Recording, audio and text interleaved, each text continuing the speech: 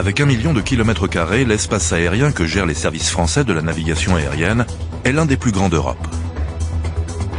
Dans cet espace évolue l'un des trafics les plus denses au monde avec des performances très différentes.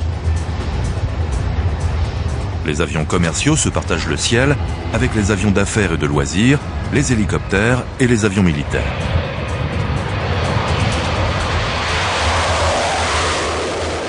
Premier prestataire de services de navigation aérienne en Europe avec près de 3 millions de vols contrôlés par an, la DSNA s'efforce au quotidien d'offrir un service de grande qualité à tous les usagers, la sécurité des vols étant sa mission première.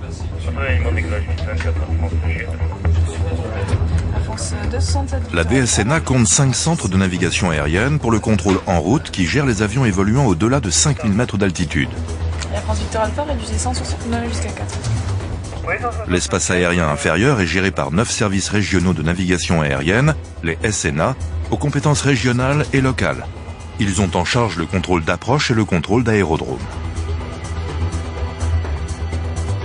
Les compétences de la DSNA s'étendent également en Outre-mer, aux Antilles et en Guyane, à Saint-Pierre-et-Miquelon, à La Réunion et à Mayotte, ainsi qu'en Polynésie française, en Nouvelle-Calédonie et à Wallis et Futuna. Les services de navigation aérienne en Outre-mer emploient 600 agents.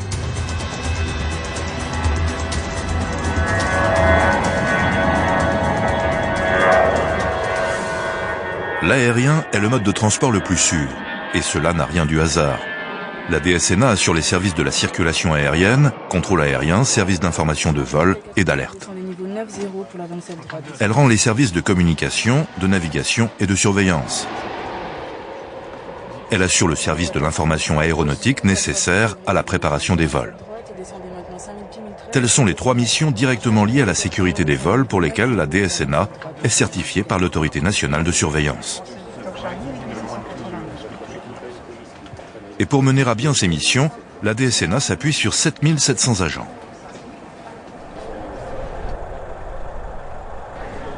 Au sein de la Direction générale de l'aviation civile, la DGAC, située à Paris, la DSNA comprend un échelon central,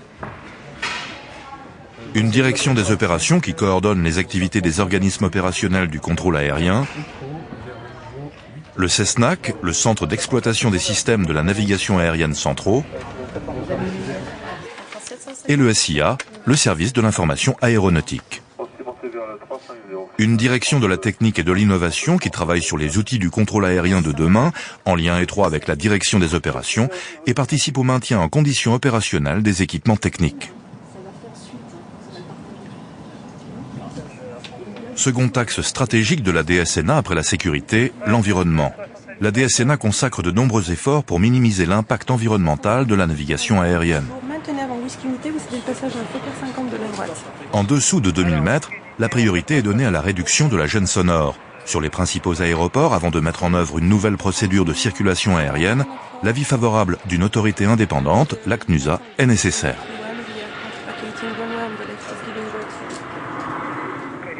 Au-dessus de 2000 mètres, la réduction des émissions gazeuses est privilégiée en optimisant le réseau de routes aériennes. Des routes plus directes, c'est autant d'économies de kérosène et de réduction d'émissions de gaz carbonique.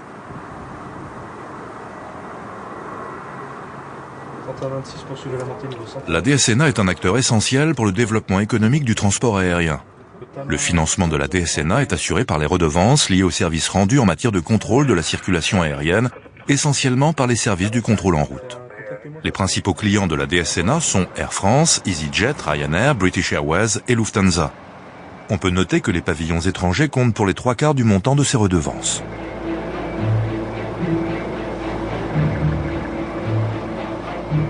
Le chiffre d'affaires annuel de la DSNA est de 1,5 milliard d'euros. Les comptes sont certifiés annuellement par le ministère chargé des Finances. Le contrôle aérien est une activité de service public qui n'est pas soumise à la concurrence. Pour améliorer de façon continue l'efficacité de son action, la DSNA doit satisfaire à des plans de performance, l'un au niveau national et l'autre à l'échelle européenne du FABEC. Le FABEC, c'est un des piliers du ciel unique européen. Il regroupe 6 États et leurs 7 prestataires de navigation aérienne. L'objectif du FABEC, c'est de constituer un espace aérien optimisé, indépendamment des frontières. Ce nouvel environnement de la navigation aérienne situé au cœur de l'Europe engage également les autorités militaires de ces 6 États.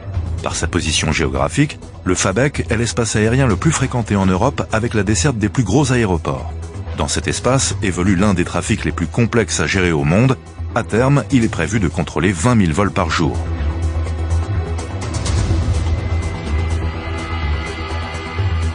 L'enjeu du FABEC, c'est de faire un espace aérien plus sûr, plus capacitif, plus performant.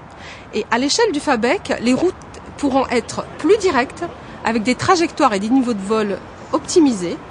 Et ainsi, les compagnies aériennes pourront avoir des vols plus économiques et moins polluants. Pour aider les prestataires de services de navigation aérienne à atteindre leurs objectifs de performance, un programme technologique d'une ampleur sans précédent en Europe a été lancé. Ce programme de recherche et de développement appelé César a pour but de moderniser le système de gestion du trafic aérien en Europe. Les améliorations porteront sur toutes les phases du vol, comme ici sur l'optimisation de la gestion des vols à l'arrivée à Paris-Charles de Gaulle. Ce futur système européen intégrera des méthodes de travail innovantes pour le contrôleur et le pilote dans un environnement technologique de nouvelle génération. Bonjour Air France, Papa X-Ray, maintenant niveau 220, KPR 5 whisky l'arrivée, direct Panox. La DSNA est très impliquée dans les travaux du programme César. Ses personnels disposent de savoir-faire en matière d'études et de validation opérationnelle reconnus au plan international. Les premiers déploiements harmonisés des travaux César débuteront à partir de 2015. Cette synergie à l'échelle européenne est une réelle opportunité pour les grands programmes opérationnels et techniques de la DSNA.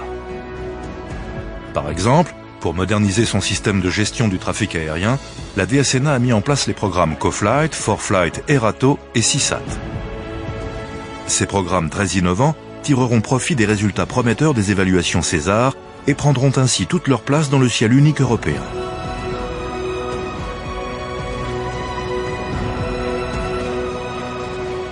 La Commission européenne a désigné l'agence Eurocontrol située à Bruxelles pour assurer une gestion globale du réseau européen afin que les usagers puissent bénéficier d'un espace aérien et de routes aériennes optimisées. La réalisation de ce nouvel environnement de la navigation aérienne en Europe, à la fois politique, technologique et économique, engage profondément l'avenir de la DSNA. Les services français de la navigation aérienne sauront accompagner ces évolutions majeures et conserver toute leur notoriété sur la scène européenne. Dans ce nouvel environnement européen, la DSNA continuera d'offrir des services de qualité et des services compétitifs à l'ensemble de ses partenaires opérationnels comme à ses clients.